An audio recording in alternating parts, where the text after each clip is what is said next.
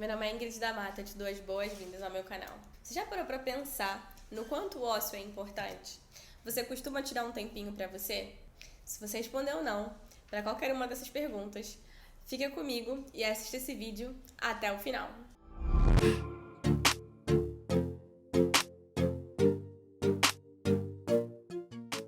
Chegamos a mais uma semana da nossa Jornada da Criatividade.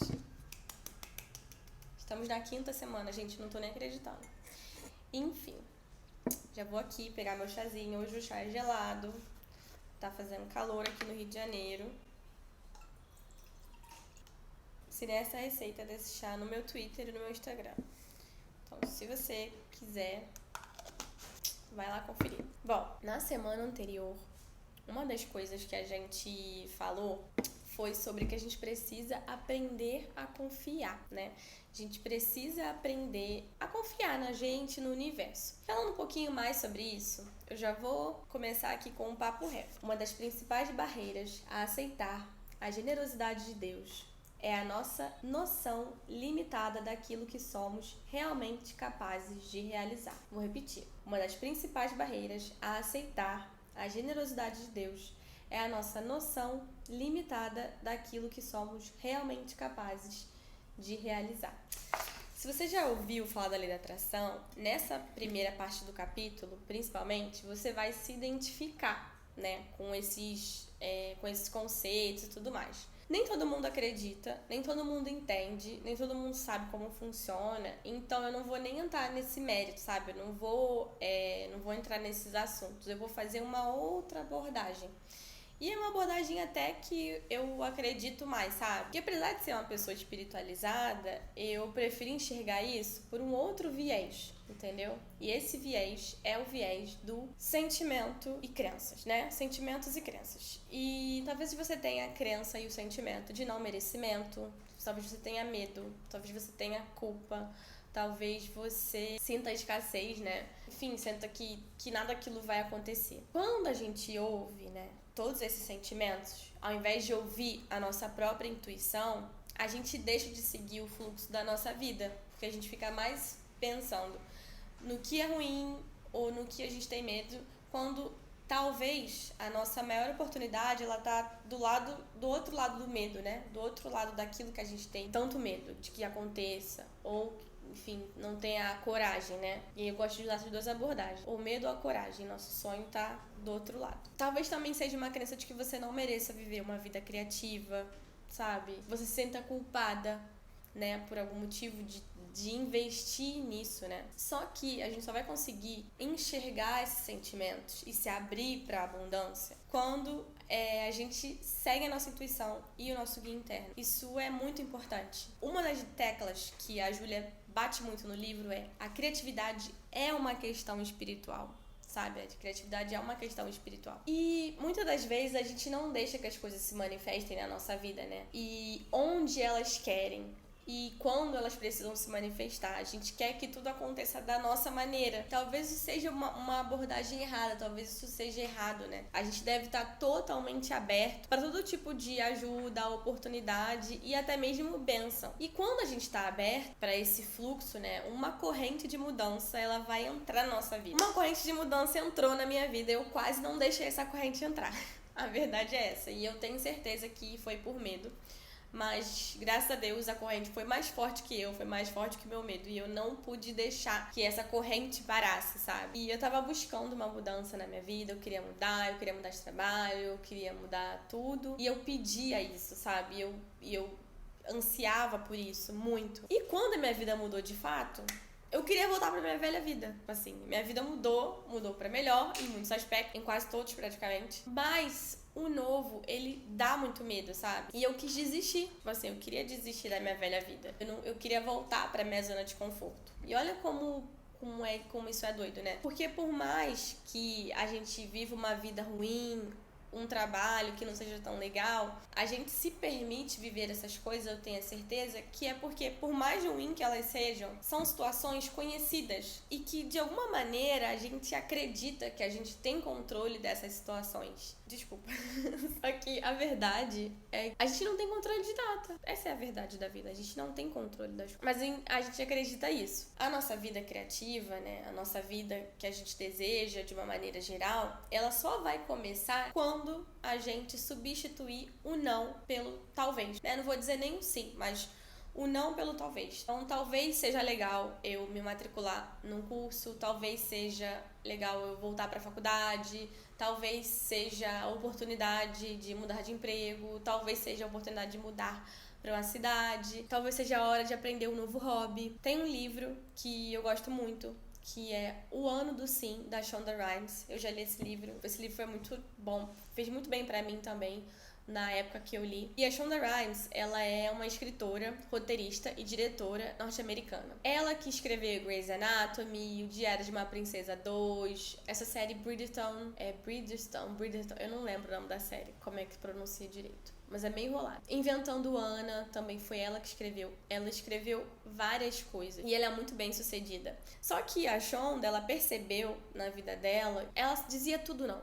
Ela dizia sempre não para as coisas. E ela falou, talvez isso seja uma coisa ruim. Ela viu que tudo que ela dizia não, ela acabava se privando de muitas coisas. Então, o que ela fez? Ela disse, a partir de hoje, sei lá, acho que era 1 de janeiro de algum ano lá, eu vou dizer sim pra tudo. Então ela chamou esse ano o Ano do Sim. Tanto que ela até escreveu um livro, porque esse Ano do Sim causou tanta transformação na vida dela, que ela acabou escrevendo um livro sobre isso. Então ela passou 1 ano dizendo sim, e a vida dela mudou completamente. E quando a gente tem essa atitude positiva, ela é justamente o início da nossa confiança, sabe? E a gente passa a enxergar os momentos de adversidade, os momentos ruins, não só como momentos ruins ou de adversidade, né? Não tô romantizando essas coisas. Mas esses momentos podem ser justamente o nosso ponto de virada. Esses momentos podem ser o momento que a gente vira, né? E que a nossa vida vira pra melhor e que as coisas acontecem de uma maneira melhor. Mas, pra que tudo isso aconteça na nossa vida, a gente precisa de 2 coisas muito importantes. Ócio e passar um tempo com a gente mesmo. A gente precisa de tempo livre. Todo mundo precisa de um tempo livre, seja